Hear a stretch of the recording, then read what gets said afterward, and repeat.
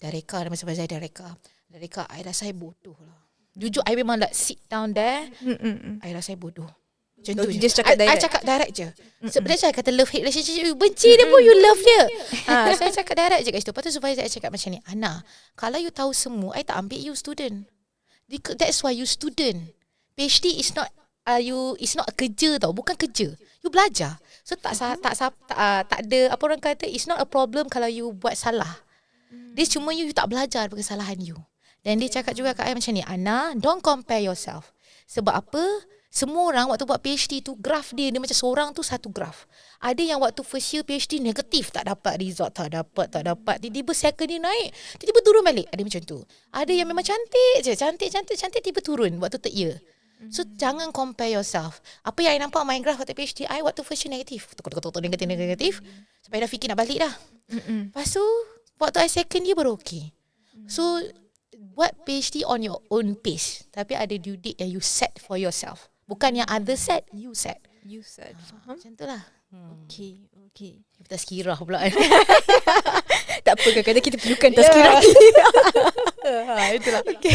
Okay, kita masuk pula ke bidang doktor, bidang biokimia. Kan, doktor masa tu decide untuk ambil pursue bidang biokimia ni memang decide sebelum PhD ke macam mana tu? Dia macam saya katakan tadi kan, waktu kami untuk fly ke luar negara tu, waktu dapat yang funding daripada USM dan juga daripada KPT, dia memang dah setkan kita PhD dalam bidang apa. Tapi you know tak, sebenarnya I dulu degree biomed.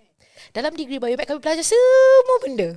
Okay. Maksudnya semua yang medical punya lah, tapi it's like more on the surface, tapi kita ada touch dalam sikit lah. Okay, faham. So I paling tak suka biochem. Minta maaf lah lecturer ke biochem. Tapi saya memang dulu tak suka sangat biochem. Okay. So waktu tu macam orang kata tu lah, tak suka you akan dapat. Tapi bila I dah belajar PhD, I kata biochem is very very interesting. So dia jatuh cinta tu berlaku fasa PhD lah. Macam jangan benci sangat. Tu orang kata jangan benci sangat sesuatu kan. Nanti akan suka. Ya, betul. So kalau biochem itu yang saya dapat lah. Maksudnya memang kami diberi untuk ke biochem. Okay. Skim doktor yang doktor mention tu, yang skim yang USM KPT tu, rasanya sekarang dah tak ada ke? Ada sekarang lagi? Dah tak ada, tapi saya rasa macam ada certain universiti yang ada. Macam contoh UM kot. Saya tak berani nak quote lah, tapi saya rasa macam ada universiti yang ada. Tapi tahun saya waktu tu tahun 2016, setahu saya kami adalah the last batch untuk that particular time. Sebab waktu 2016 tu memang kita orang kami semua ni nyaris tak fly. Waktu tu sebab duit tak ada, belanjawan. Saya ingat lagi saya fly sehari selepas belanjawan 2016 dikeluarkan. Tiba-tiba dapat call, hello, Assalamualaikum, Ana Masara, sila ready untuk fly 2 minggu lagi. Selepas belanjawan. Maksudnya masa tu dah tahu dapat tawaran, tapi tak tahu lagi boleh fly ke tak? Ya, waktu tu kami dah dapat tawaran, kata okay, kena fly pergi luar untuk buat PhD di luar. Lepas tu kita tunggulah semua surat rasmi, semua tak sampai-sampai. So I delay masuk my PhD 2016. Kalau tidak I masuk 2015. So waktu tu bila dia kata, sebab kami fight jugalah, my supervisor kat Cambridge fight for it. Kita hantar email kata Cambridge memang the first in biochem semua. I kena pergi juga, kalau I tak pergi nanti surat tawaran dah tak laku, semua tu lah. So memang time tu selepasnya dah 2 minggu lepas tu belanjawan 2016 keluar, terus mereka suruh kami ready. So waktu tu siapa yang I yang paling awal pergi bulan 4 untuk kami punya batch.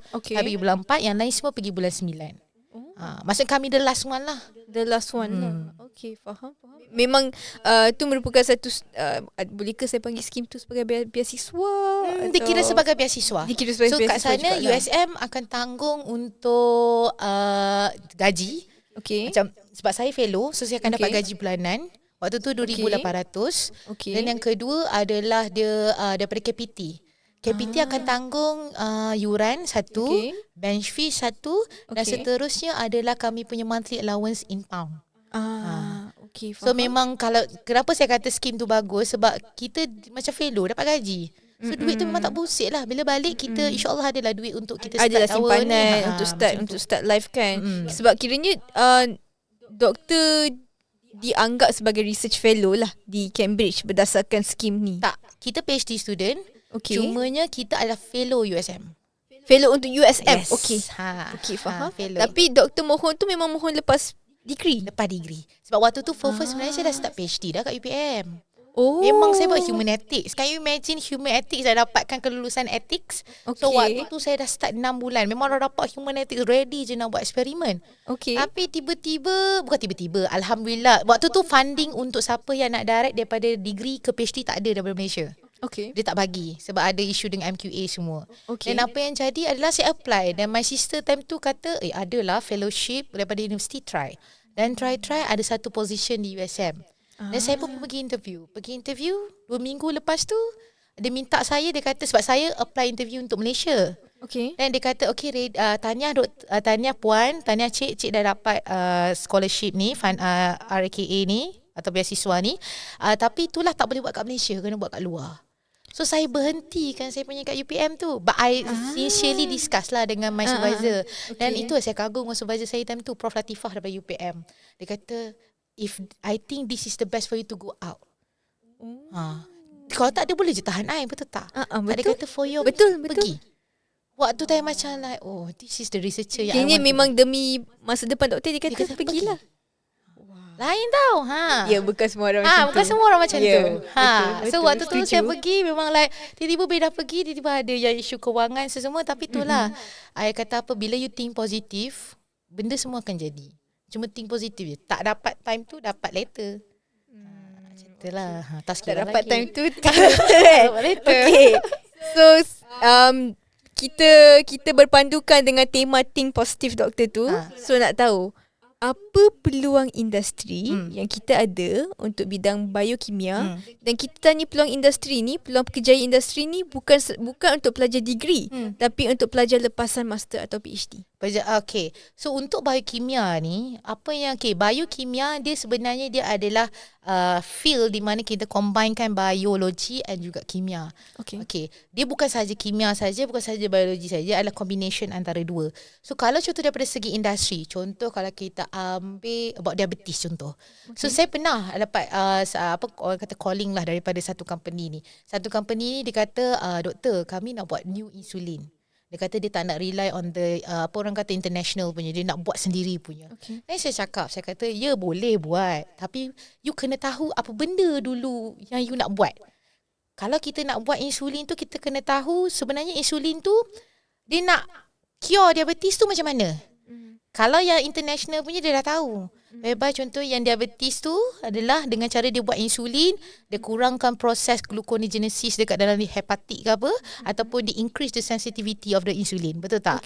Okay. So itu dia dah tahu. So kalau you want to do something, you kena buat something yang orang kata yang novelty lah, yang maybe lebih better daripada yang lama. So untuk you tahu benda tu, biochemist lah yang diperlukan. Sebab you have to learn about what happened dalam badan. Okay. Betul. Lepas tu you kena cari the chemistry behind it. The process behind it. Signaling behind it. Macam contoh kanser lah. Kalau kanser kan kita nak ubat kanser kan. So you nak target kat mana? Itulah bidang biochemist lah, di mana dia kaji bukan daripada segi protein individu, sebab protein DNA tu semua chemistry. Tapi proses ataupun dia punya tingkah laku protein tu dalam badan. Dalam badan manusia. Betul. Satu lagi cultivated meat yang tengah naik sekarang kan. Contoh cultivated meat, kita nak hasilkan daging daripada lab. Kalau you nak hasilkan daging daripada lab, selalunya apa jadi adalah 1 kilo of daging, you perlu dalam 10 liter ke 1 liter of media. Media tu macam makanan untuk sel tu lah. So macam mana you nak tingkatkan daging tu punya production but while reducing the media. So cara dia you kena tahulah sel tu kena perlukan apa dalam media. Kenapa media tu dia perlukan? Kenapa nutrient tu dia perlukan? Tu semua tu adalah biochemist. So bukan saja daripada bidang pharmaceutical, cultivated meat pun boleh, food lah. So sebenarnya benda-benda ni hanya dipelajari bila you buat research. Kadang-kadang dalam lab, dalam kelas, you belajar knowledge je kan, fundamental. Belajar generic lah, generic je. So bila you dah masuk buat research, and you know that particular research is the current interest dekat industri, you akan dapat dipilih lah. Tapi sekarang masalah dia, kita nak tahu apa particular research that is current industry tu. Itulah I kata itu tadi. Yang orang tak tahu tu. Industri dengan akademia kena duduk dan berbincang. Kalau kami hanya mengajar, kami tak tahu apa yang jadi sebenarnya dalam dunia sebenar. Dia akan ada gap kat situ. Bila ada gap, kita hasilkan kita punya postgrad yang memang berkualiti, graduate on time, memang thesis the best. But when they want to go to the industry, tak ada. Sebab kami tak tahu sebenarnya industri nak apa. Kadang-kadang contoh, ada satu industri pernah argue dengan saya adalah contoh NMR. Kami kat industri tak pakai NMR. NMR mahal contoh. So kenapa perlu belajar NMR? Dia dah question. Dia question dah. Tapi sebenarnya jangan limitkan yourself dekat Malaysia. Banyak lagi kerja kat luar negara yang memang banyak. Cumanya sebab kita Malaysian, you have to be proud with Malaysia lah. You kena bantu ekonomi negara. Macam itulah my prinsip. Okay, faham. Prinsip doktor menarik tu. That's why I balik. You tahu tak, I balik dulu daripada Cambridge, semua orang cakap I bodoh. Dia kata, kenapa you balik? You dah ada qualification from the best university in the world. Kenapa you balik Malaysia? Then I say one thing je. Kalau sebab yang hantar I adalah Malaysia. Yang bagi I duit untuk study adalah Malaysia. Even my dad selalu ingatkan, ingat yang you belajar dekat sana sebab duit rakyat. So bila you sampai sana, you kena patah balik kat siapa? Pada pemberi lah. Dan I nak ubah sebab Malaysia punya student sangat bijak dan pandai lain dua benda. Bagi I diorang ni bijak ada helah nak tukar A jadi B. Tapi kalau contoh certain pelajar di Universiti Cambridge, dia pandai book base. Dia tak boleh nak jadi tukar helah A jadi B. Itu saya selalu bagi tahu dekat pelajar saya. Itulah. Saja selingan saya kan. Selingan. Tak mungkin benda ni boleh jadikan motivasi kot untuk pelajar-pelajar Malaysia yang mungkin terfikir nak pergi luar. Mungkin adalah peluang tu. Adalah, jangan risau. You guys bijak. Bijak. Okay, doktor. So sekarang kita masuk dengan saya ada guna istilah ni dalam episod lepas juga. Kita akan bincang tentang buah hati doktor. Buah hati doktor is research doctor lah. Okay. Kejut I tadi buah hati saya tak ada orang. Tak maksud kita tanya tentang research doktor lah. So doktor punya research ni tentang small G protein. Okay, saya jujur kali pertama saya belajar tentang small G protein tu bila saya terbaca LinkedIn doktor. So saya pun ambil lah masa belajar sikit apa tu small G. Dan saya suka pula nama dia. Comel sangat nama small G kan. Nama macam rapper tapi protein rupanya. Protein dalam sel. Protein dalam sel. So tapi bagi saya nama tu sangat comel lah, small G kan. Dan small G ni pun dia ada pelbagai kumpulan kan. Lepas tu doktor pula fokus pada kumpulan Rho. So sebelum saya tanya doktor tentang kumpulan Rho tu, saya nak tahu, boleh tak doktor explain kenapa small G tu apa dan kenapa small G tu dia dianggap sebagai Swiss molecule, not as a molecular switch. Sebab based on apa yang saya baca lah, hari tu baca sikit-sikit kan. Thank you Gemini. Small G ni dia boleh bind dengan 2 types of guanine punya protein. Doktor betulkan kalau salah. Lepas tu when they connect with one sort of protein, dia on. When bind with another one, dia off. So mungkin doktor boleh explain why. And yelah kenapa doktor nak fokus pada kumpulan Rho tu. Okay, dia sebenarnya small G protein ni, dia adalah dalam badan kita panggil sebagai Swiss badan lah. Dia macam turn on turn off, macam Swiss lampu tu kan. So apa yang jadi adalah small G protein ni, dia ada ability untuk cycle between the GDP form to GTP form. G tu maksudnya guanin lah.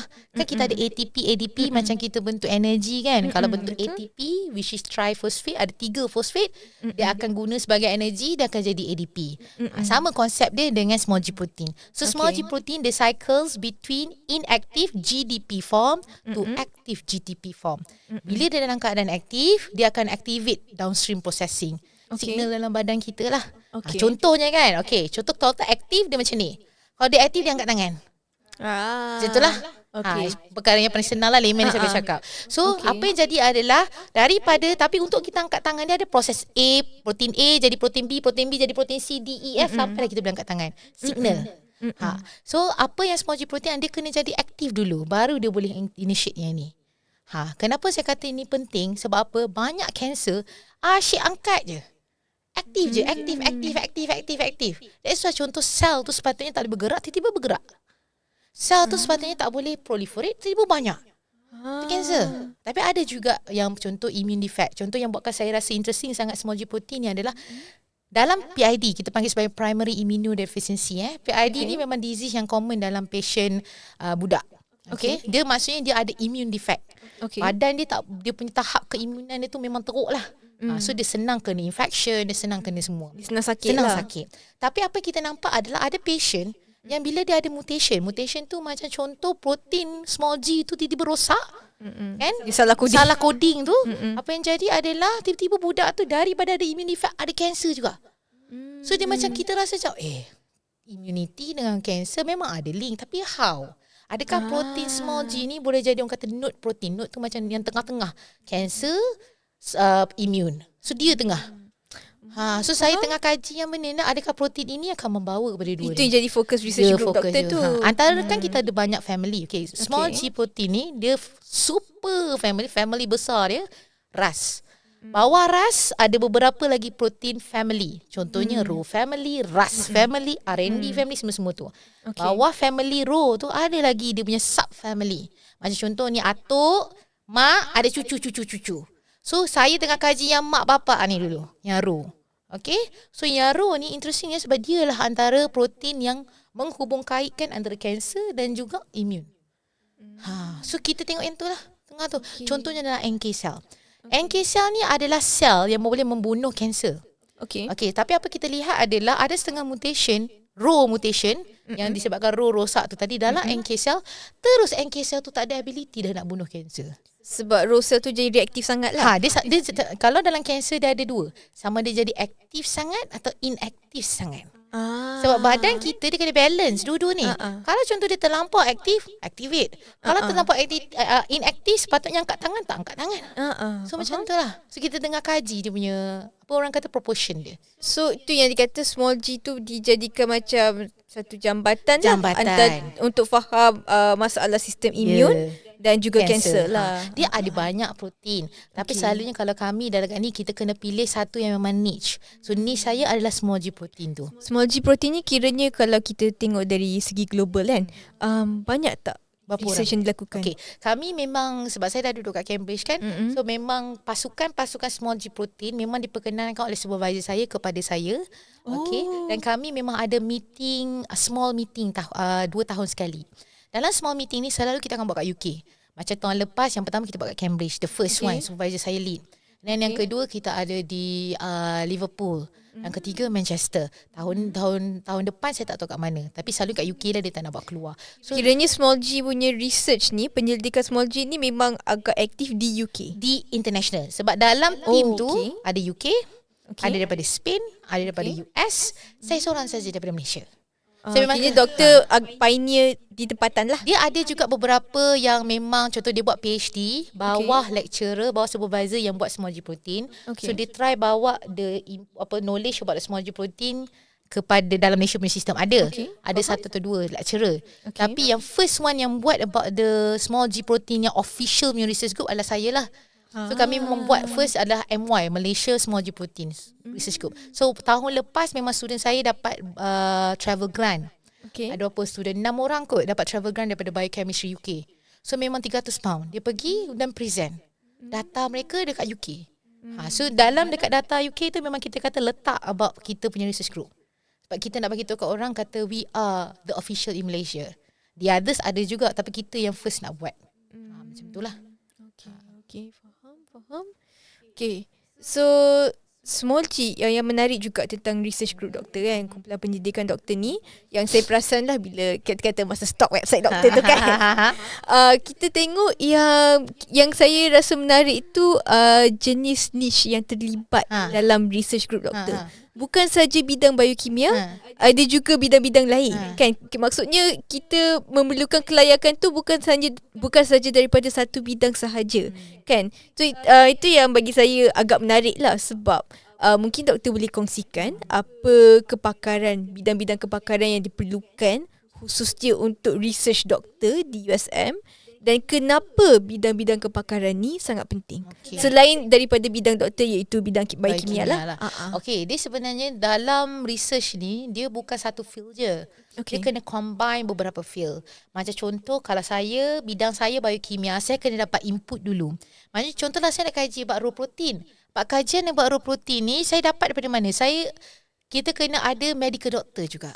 So apa yang saya buat sebenarnya adalah daripada case kita mimik dalam lab. So daripada case dapat daripada mana? Medical doctor. And then medical doctor kita mimik dalam lab sebagai saya lah biochemist. Tapi kita juga ada genetics yang belajar about genetics lah. Okay, then kita juga ada about the engineering. Kenapa engineering? Sebabnya engineering ni macam biomed engineering ke macam mana tu? Dia selalunya bioprocess engineering. Bioprocess engineering. Contoh, kenapa bezanya adalah dalam research kita kaji about fundamental satu part. Dan kita kaji about therapeutic target. Okay, therapeutic agent. Dan satu lagi macam mana kita nak detect? Kita panggil diagnostic. Okay, ada fundamental, therapeutic target or therapeutic agent and also diagnostic. Therapeutic agent tu kalau doktor nak ringkaskan untuk orang luar sana. Therapeutic agent tu macam contoh kanser, ubat kanser. Okay. Macam itulah.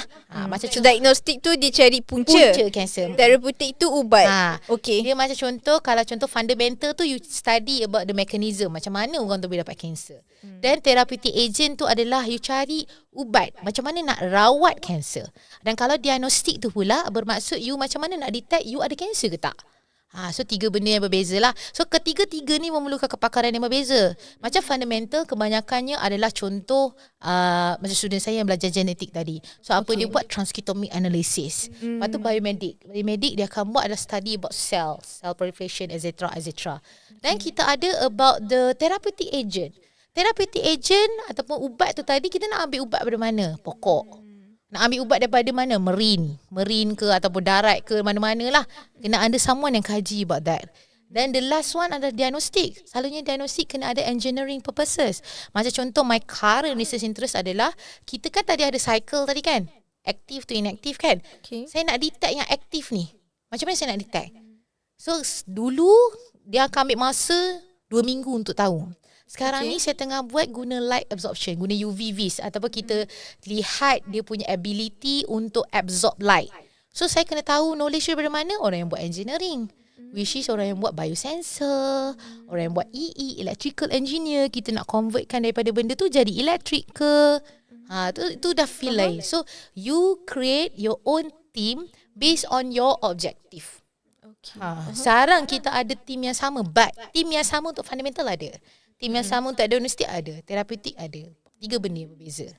Last kat Malaysia dia kena combine semua ni baru dapat grant berjuta-juta.